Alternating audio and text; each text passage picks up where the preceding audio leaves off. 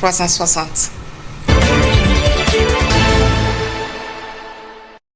Notre invité C360 d'aujourd'hui est Sonko Kaongo. Il est chef traditionnel, également entrepreneur. Avec lui, nous allons parler donc de la célébration de la journée des coutumes et traditions. Quel bilan de cette deuxième édition qui s'est tenue donc hier 15 mai au Burkina Faso. Alors Naba, bonjour. Bonjour. Merci d'être venu. C'est un honneur, merci à vous. C'est vrai que depuis hier, on devait vous avoir, mais comme c'était la journée du 15 mai, on n'a pas eu le temps. Il y avait beaucoup d'activités au programme. Alors, 15 mai, c'est terminé. Deuxième édition en tant que traditionnaliste. Comment est-ce que vous appréciez d'abord l'initiative? Bonjour et merci vraiment pour l'invitation et l'honneur que vous me faites. Avant de commencer,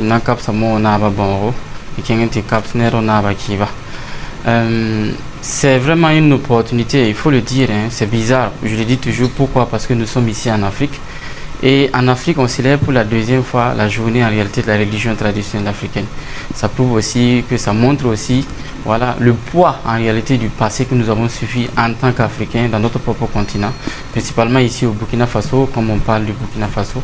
Ça montre que quelque part, il n'y a rien d'exceptionnel. En réalité, ce n'est que logique, ce n'est que cohérent pour nous, en tout cas, qui sommes dans cet élan de souveraineté totale, de pouvoir reprendre nos rites traditionnels afin qu'on puisse avoir une bonne cohésion sociale et puis un paradigme qui est structuré selon la compréhension culturelle du peuple africain. Est-ce que c'était une nécessité pour vous, cette célébration de la journée des coutumes et des traditions, surtout au Burkina Faso? Je pense que la nécessité est faible, c'était une vitalité. Sans ça, en réalité, on n'existe pas.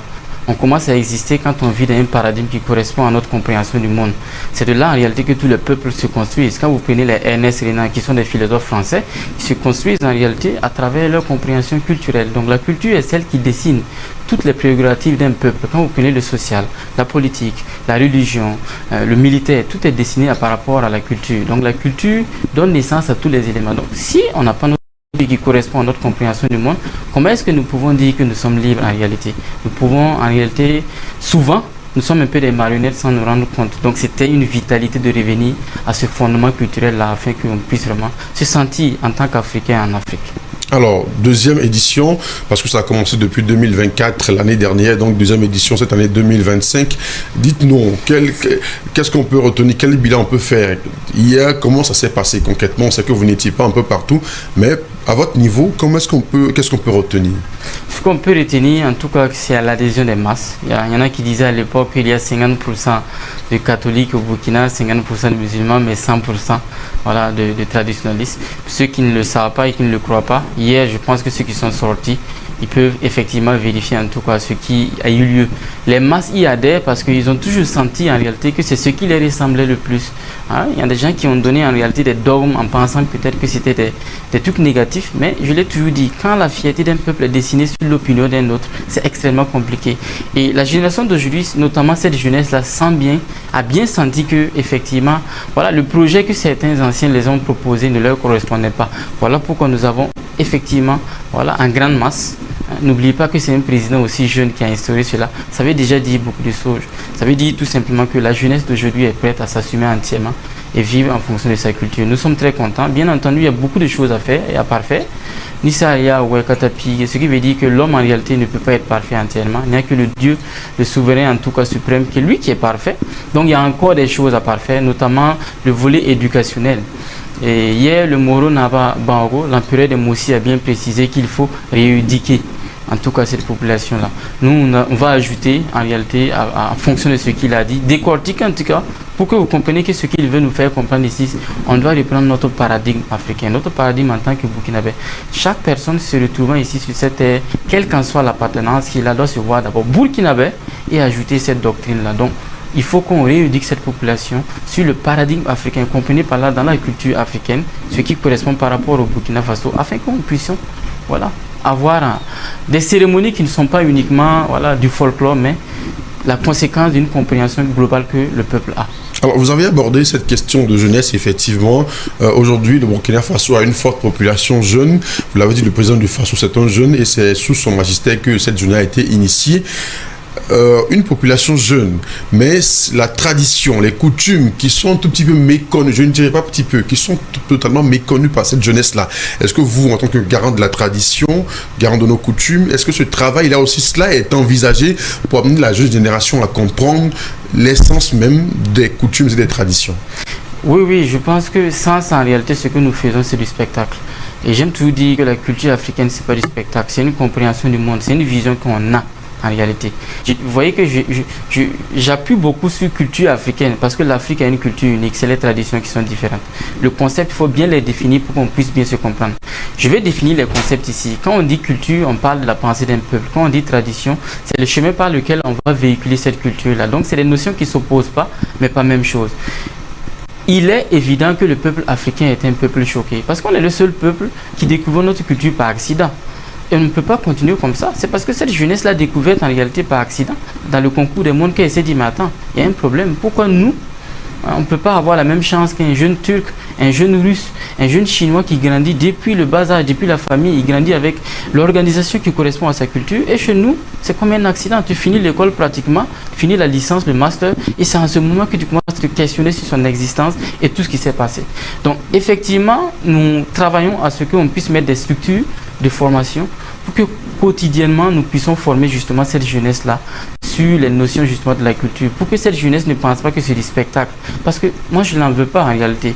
Elle a découvert ça comme ça et il est important que ceux qui représentent cette culture-là, notamment les chefs traditionnels, puissent rééduquer cette population-là à travers des structures de formation. Nous proposons même qu'on puisse même aller dans les écoles et dans les universités. Aujourd'hui, nous pouvons aisément enseigner même la théorie, toutes les théories qui correspondent à la pensée africaine dans tout type d'université. Ça, c'est encore une démarche que nous mettons en place pour pouvoir en tout cas aller dans cet élan-là. L'autre chose, vous avez abordé la différenciation entre coutumes et traditions, mais il y a aussi cette tendance-là aussi d'autres parties de la population qui pensent. Quand on dit coutume, quand on dit tradition, cela est assimilable au culte, à la sorcellerie, à des pratiques vraiment très peu orthodoxes. Est-ce que souvent il vous arrive d'inculquer cette notion-là pour dire, quand on parle de tradition, quand on parle de coutume, c'est différent de la sorcellerie et c'est différent des pratiques occultes? La sorcellerie, il faut toujours déterminer un terme par son étymologie. Ce n'est pas un terme africain. La sorcellerie, elle est judéo-chrétienne. C'est pour déterminer tous ceux qui ne font pas partie de leur logique du monde. Donc, d'abord, un Africain qui utilise ce terme, foncièrement, il n'existe même pas dans nos termes locaux. Chaque langue locale qu'on prend, ce terme-là, il n'existe pas. Il est très récent. Donc, je dis foncièrement, la sorcellerie ne fait pas partie des manières de faire en Afrique. Maintenant, si vous voulez parler du culte des ancêtres, est-ce que quand on parle de culture et de tradition, on parle du culte des ancêtres? Bien entendu, c'est impossible de diffuser les deux. La religion est une conséquence de la culture. Ça fait partie. Mais comme cette doctrine a été racontée par d'autres peuples, voilà pourquoi on a cet œil biaisé de la chose en pensant que ce n'est que du folklore ou bien ce n'est que du négatif. Non, pas du tout. La culture africaine a sa religion. Sa religion a un objectif simple, créer la cohésion sociale et un bien-être pour le peuple sur cette terre-là. Donc, c'est ce que je peux dire par rapport à ça. Alors, une autre question. Deuxième édition est terminée. Les regards sont tournés vers cette troisième édition. Est-ce que cette deuxième édition a permis d'engranger des acquis pour que, voilà, cette fête-là puisse être pérennisée pour que la troisième édition qui va venir le 15 mai 2026, on puisse aussi bénéficier de quelque chose et pour que, voilà, la fête aussi soit pérenne et bénéfique aussi à la population burkinabé? Oui, il y a des acquis parce que l'année passée, il n'y a pas eu beaucoup de structures de formation. Il y en a qui ont juste attendu la date précise, notamment le 15 pour commencer les festivités. Cette année, par exemple, on a remarqué que plusieurs structures traditionnelles ont mis en place 3 jours de formation. Et c'est au bout du troisième jour, notamment, qu'on est passé aux festivités. Ça montre que nous sommes en train d'aller de cette logique-là. La culture africaine, c'est pas du spectacle, c'est une éducation en réalité. C'est une manière de faire les choses. Et moi, je trouve que ça, c'est le plus grand acquis qu'on a eu pour cette édition-là. Je pense qu'il faut plus communiquer sur ça. Voilà, on n'a pas beaucoup communiqué sur ça. On a plus communiqué sur le 15. Alors qu'avant le 15, il y a une préparation. On ne part pas devant un hôtel de fétiche sans être préparé. Il y a tellement d'éléments qui sont compris, mais je pense qu'avec le temps, on pourra parfaire cela. Une dernière question, on est au Burkina Faso, espace AES, avec la situation sécuritaire que nous vivons depuis plusieurs années. On dit, c'est vrai que, il y a la tradition, il y a les coutumes.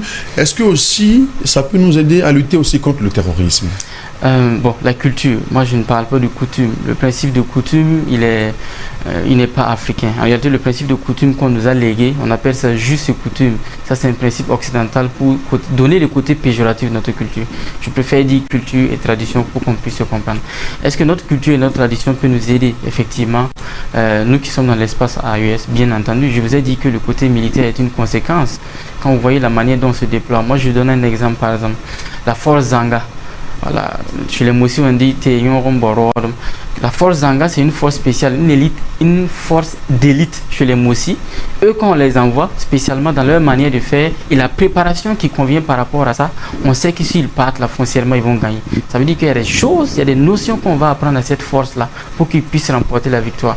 Parce que chez nous, il est très important. Il y a ce qu'on appelle les Tansoba. Les Tansoba, c'est les chefs de guerre. Comprenez par là que chez nous, en Afrique, dans notre compréhension du monde, on ne devient pas militaire parce qu'on veut, on ne fait pas un métier parce qu'on veut, on fait un métier parce qu'on doit. Dès la naissance, on détermine justement cet attribut-là. Aujourd'hui, les Occidentaux nous parlent de plusieurs types d'intelligence. Je pense qu'il y en a 9 exactement. Et c'est en 1949 qu'ils ont découvert ça. Mais chez nous, dès la naissance, on détermine justement qui vient. Est-ce que c'est un chef de guerre?